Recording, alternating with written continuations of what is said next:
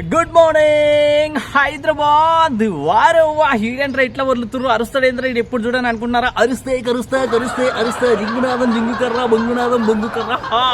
చార్మినార్ లో చారదా కూడా కూర్చున్నా, గోల్కొండలో గొర్రెలను కాసుకుండా కూర్చున్నా, ఇక దుర్గం చెరువులు అయితే దున్నపోతులతోని పాట పాడకుండా వస్తున్నాను అనమాట. ఎందుకంటే లైఫ్ లో ఎప్పుడో గోల్ ఉండేది భయ్య, ఒక సింగర్ని కావాలని ఉంది. కానీ ఎవరు చూడు నా పాట చూసిరంటే పోయి నాగార్జున సాగర్ డ్యామ్ లో దూకుతున్నారు. ఎందుకేమో అంత బాగా పాడుతున్నా కదా, మామూలుగా ఉండదు మరి. సోమగారితో పెట్టుకుంటే అంతే మరి. అందరు ఫలక్నామా ప్యాలెస్ లో మంచి విందు భోజనం చేస్తుంటే నేను మాత్రం ఫలక్నామా ప్యాలెస్ లో కోసం పంచులు పేల్చి కూడా వస్తున్నా. అంతే మరి. చంద్రముఖి మామూలుగా ఉండదు అనమాట.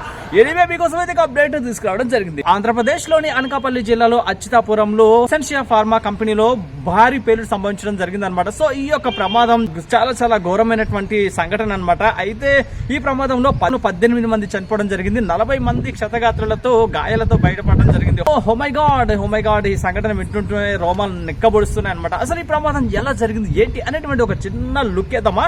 బట్ అదేనండి, రియాక్టర్ లో తయారైనటువంటి ఇథైల్ టెట్ బ్యూటైల్ మీథైల్ అనేటువంటి మిశ్రమాన్ని ట్యాంకర్ లోకి మారుస్తూ ఉండగా లీకేజ్ కావడం జరిగింది అనమాట. అయితే అందులో నుంచి ఆ లీకేజ్ నుంచి మిశ్రమం గాల్లో కలిసిపోవడంతో అది ఆవిరై బయట ఉన్నటువంటి రసాయనాలతో చర్య జరిపి సో అలా మంటలు చెలరేగడం జరిగింది.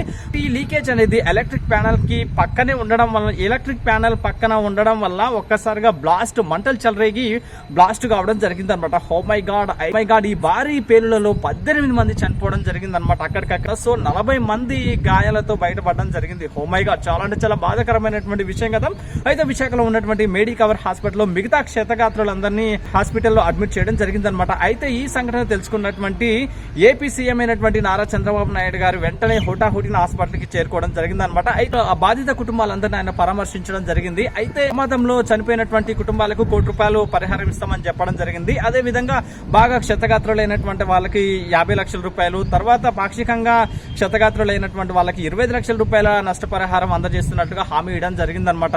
సో ఫార్మా కంపెనీలో పనిచేసేటువంటి కార్మికులారా దయచేసి నాదొక చిన్న విన్నపం. ఎందుకంటే ప్రాణాలతో ప్రమాదం రిస్క్ తో కూడుకున్నటువంటి పనులను కొంచెం జాగ్రత్తగా చేయండి. ఎందుకంటే ప్రాణం కన్నా విలువైనది ఏది లేదు కాబట్టి, మిమ్మల్ని నమ్ముకొని 10 కుటుంబాలు ఉన్నాయి కాబట్టి కొంచెం జాగ్రత్త వర్క్ చేయండి, ఓకేనా?